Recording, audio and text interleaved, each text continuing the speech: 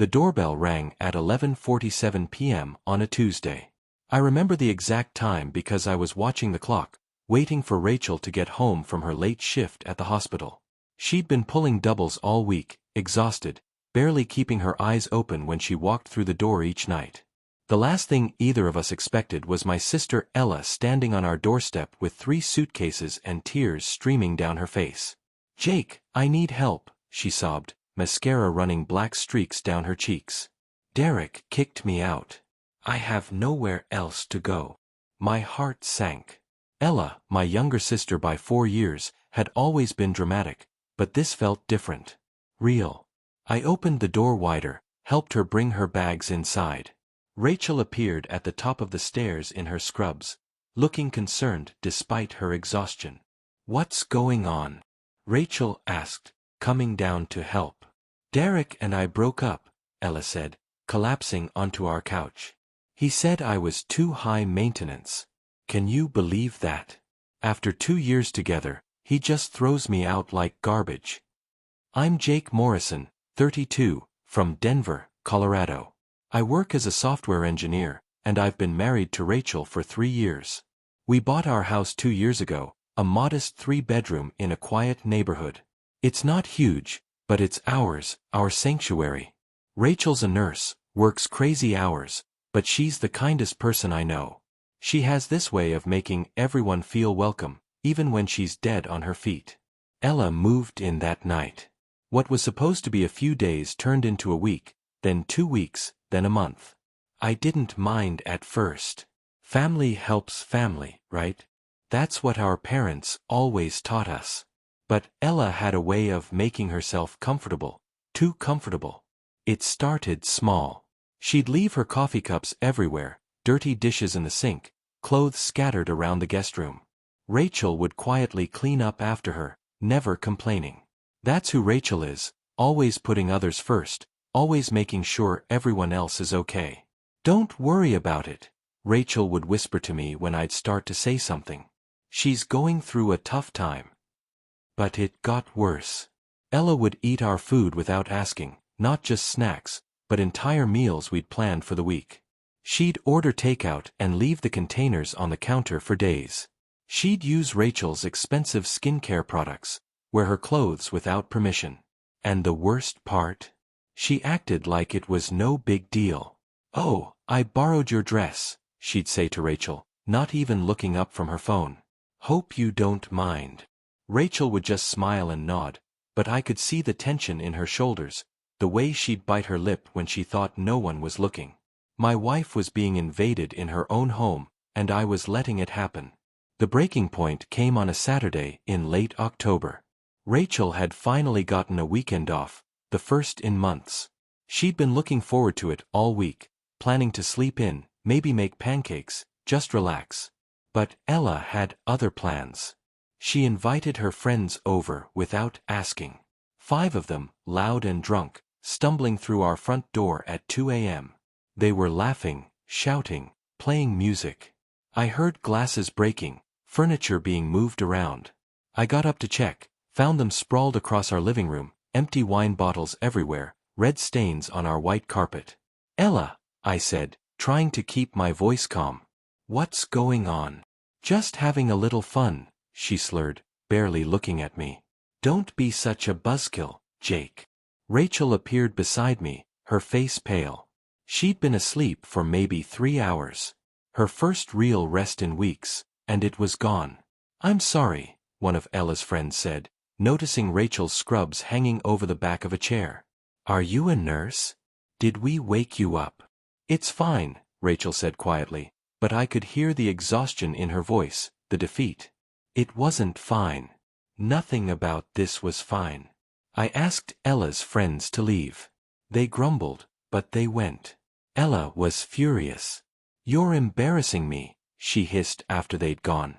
"These are my friends, Jake. I'm trying to rebuild my social life." "In my house," I said. "Without asking." "Your house." Ella laughed, but it wasn't a happy sound. "God, you sound just like Derek. Everything's about ownership with you guys." Rachel went upstairs without a word. I heard our bedroom door close, the soft click of the lock. She was locking herself in her own bedroom because she didn't feel safe in her own home. The next morning, I found Rachel in the kitchen, making breakfast. She was moving slowly, carefully, like she was walking on eggshells.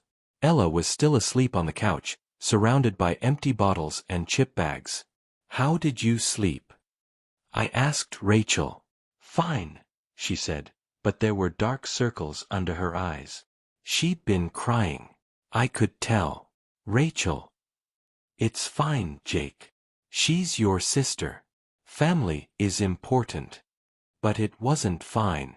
And it got worse. Ella started bringing men home. Different ones, sometimes multiple times a week. She'd met them on dating apps, she said. She was getting back out there. But she was doing it in our house, in our space, bringing strangers into our home at all hours. I'd wake up to find some guy I'd never seen before making coffee in my kitchen, wearing nothing but boxers. Rachel would hurry past them, eyes down, grabbing her things for work. She started leaving earlier, staying later, finding excuses to not be home. "Who was that?" I asked Ella one morning after yet another stranger had shuffled out our front door. "Brad," she said, like it was obvious. "Or maybe Brett. I don't know, they all look the same." "Ella, you can't keep bringing random guys here. Rachel doesn't feel comfortable." "Rachel needs to relax," Ella said, rolling her eyes. "She's so uptight.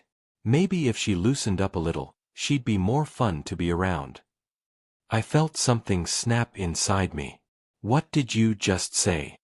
"I'm just saying, she's kind of a drag. Always working, always tired. You could do better, Jake." The room went silent. I stared at my sister, this person I'd protected my whole life, this person I'd opened my home to when she had nowhere else to go. And she was talking about my wife like she was some kind of burden. "Take that back," I said.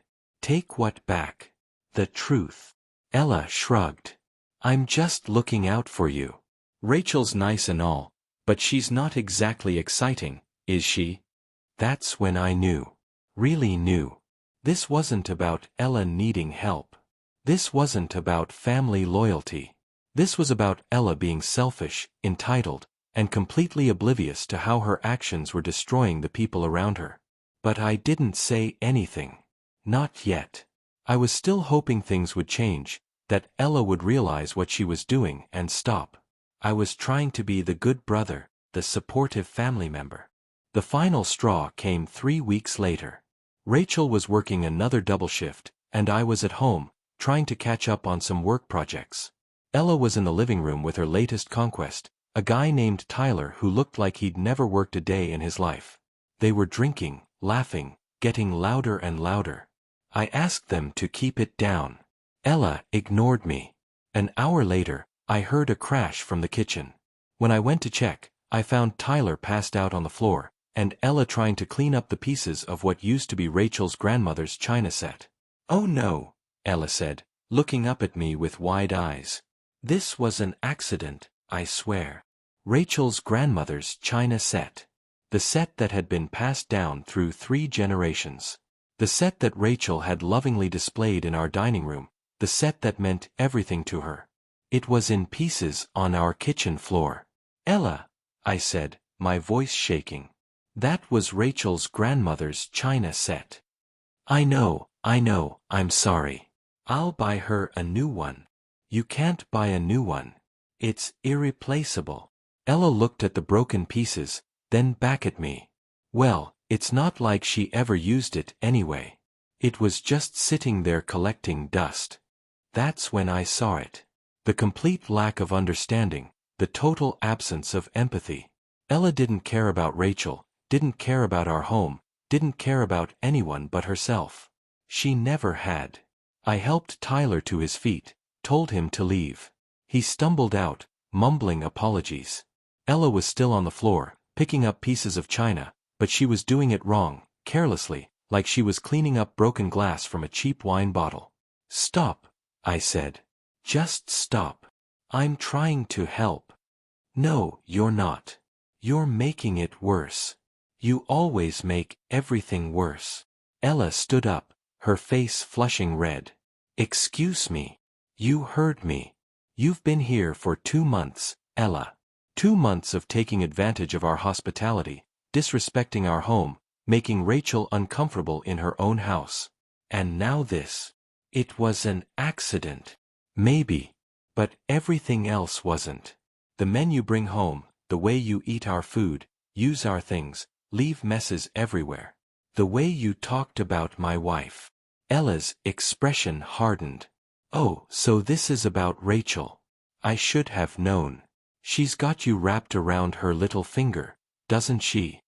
This is about respect, Ella. Something you clearly don't understand. Respect.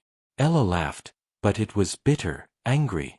You want to talk about respect? I'm your sister, Jake. Your blood.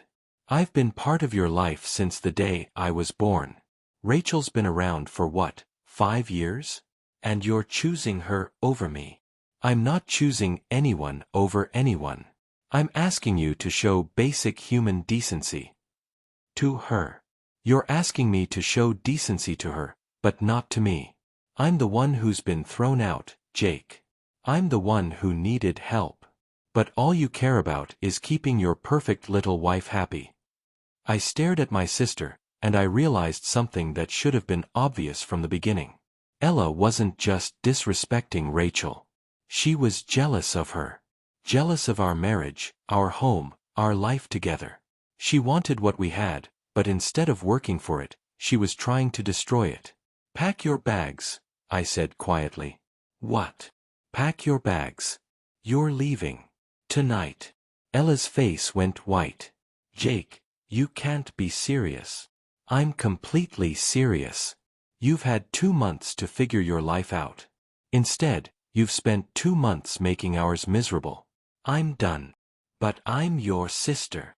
And Rachel is my wife. The person I chose to build a life with. The person I promised to love and protect. You've been attacking her since the day you got here, and I've been letting it happen because I thought family meant something to you. But it doesn't, does it? Not really. Ella's eyes filled with tears, but they didn't move me the way they used to. They looked fake now, calculated. Jake, please. I have nowhere else to go. You had somewhere to go for 2 months. You had a home here, a family here. You chose to destroy it. I didn't destroy anything. I made a few mistakes, but you broke Rachel's grandmother's china. You brought strangers into our home. You insulted my wife to my face. Those aren't mistakes, Ella. Those are choices. She tried to argue, tried to guilt me, tried to make me feel sorry for her. But I was done feeling sorry for Ella. I was done enabling her. I was done watching her hurt the person I loved most in the world. Rachel came home 2 hours later to find Ella's bags packed and sitting by the front door. Ella was on the phone, crying to our parents, telling them how cruel I was being, how I was choosing Rachel over family. What's happening? Rachel asked, looking confused and exhausted. Ella's leaving, I said simply. Rachel's eyes went to the broken china pieces I'd carefully collected in a box. Her face crumpled, just for a moment, before she composed herself. I'm sorry, she said to Ella. I'm sorry things didn't work out. Even then, even after everything, Rachel was trying to be kind. That's the kind of person she is. That's the kind of person Ella had been attacking for 2 months. Ella left that night, but not quietly. She posted on social media, told everyone who would listen that I had thrown my own sister out onto the street for a woman I'd only known for a few years. She called me heartless, cruel, a terrible brother. Some people believed her. Some of our relatives called me, asking how I could be so cold to family. But I knew the truth. I knew what Ella had done, what she'd put Rachel through, what she'd put us through. A week later, I got a call from Derek, Ella's ex-boyfriend. He'd heard about what happened, wanted to apologize. I should have warned you, he said. She's not good at living with other people. She takes over, makes everything about her. I tried to make it work for 2 years, but she never changed. She never even tried to change. Why did you finally kick her out? I asked. Derek was quiet for a moment. She insulted my mom. My mom had just finished cancer treatment, was staying with us for a few days to recover. Ella complained that she was cramping her style, said maybe it was time for her to go back to her own place. My mom heard her. She cried. I felt sick. Ella had a pattern. She attacked the people who mattered most to the people who tried to help her. She'd done it to Derek's mom, and she'd done it to Rachel. I'm sorry, Derek said. I should have warned you. I was just so relieved to be done with her. I didn't think about who she might hurt next. It's not your fault, I said. I should have seen it sooner. But I hadn't seen it. I'd been blinded by family loyalty, by the idea that blood meant something, that I owed Ella something just because we shared parents. I'd let her hurt Rachel, let her invade our home, let her try to destroy our marriage. The real revenge came later, but not from me. It came from Ella herself. 3 months after I kicked her out, Ella was staying with our cousin Lisa. She lasted 2 weeks before Lisa threw her out too. Then she tried our Uncle Mark. 1 month. Then our parents. Our parents. The people who had raised us, who had taught us about family loyalty, who had called me heartless for kicking Ella out. They lasted 6 weeks before they changed the locks. She brought a man home, my mother told me over the phone, her voice shaking. A stranger. He stole your father's watch, the one his grandfather gave him. And Ella. Ella said it was our fault for not hiding it better. I didn't say, I told you so. I didn't gloat. I just listened as my mother cried, as she apologized for not believing me, as she finally understood what Ella really was. Ella ended up in a studio apartment across town, working a retail job she hated, completely alone. She'd burned every bridge, alienated everyone who had ever tried to help her. She'd gotten exactly what she'd always wanted, to be the center of attention, to have drama, to be the victim in her own story. But she was the victim of her own choices, her own cruelty, her own inability to see beyond herself. Rachel and I started going to counseling, not because our marriage was in trouble, but because I wanted to make sure I never let anyone hurt her like that again. I wanted to understand why I'd prioritized Ella's feelings over Rachel's comfort, why I'd let it go on for so long. You wanted to be the good brother, our therapist said. You wanted to believe that family meant something to Ella the way it meant something to you. But love isn't just about giving. It's about boundaries, about respect, about protecting the people who matter most.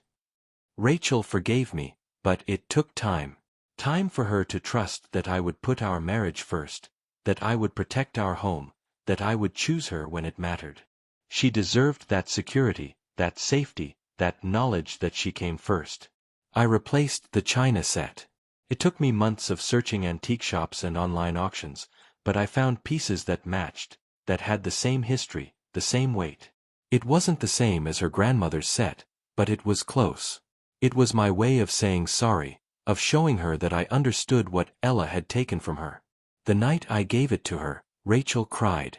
Happy tears, I think, but also sad ones. For what we'd lost, for what we'd been through, for the time we'd wasted letting Ella poison our home. I never want to go through that again, she said, holding a delicate teacup up to the light. We won't, I promised. Never again. And we didn't. We learned to set boundaries, to protect our space, to put our marriage first. We learned that family isn't just about blood. It's about choice, about respect, about love that builds up instead of tearing down. Ella still calls sometimes, usually when she needs something. Money, a place to stay, someone to listen to her latest drama. I don't answer. I don't block her number either, because I want to see the calls, want to remember why I made the choice I made. Last Christmas, Rachel and I hosted dinner for the first time since Ella left. We invited my parents, my Uncle Mark, my cousin Lisa, people who had learned the same lesson I had, people who understood that loving someone doesn't mean enabling them. It was peaceful, quiet. Rachel laughed more than she had in months. She felt safe in her own home, comfortable in her own skin. That's what I'd been fighting for all along, even when I didn't realize it. What would you do if someone in your family was attacking your spouse? Would you choose blood over love, or would you protect the person you promised to cherish? Sometimes the hardest choice is the right choice, even when it means standing alone. The real revenge wasn't kicking Ella out. It was building a life so beautiful, so peaceful, so full of love that her absence made everything better. It was proving that family isn't about who you're related to. It's about who you choose to protect, who you choose to build with, who you choose to love. And I chose Rachel. Every day, I choose Rachel. That's the best revenge of all. Thank you for watching. Did you enjoy this story of family justice and protecting marriage? Subscribe to Family Stories Daily for more dramatic tales of betrayal and triumph, and share your own family boundary experiences in the comments below.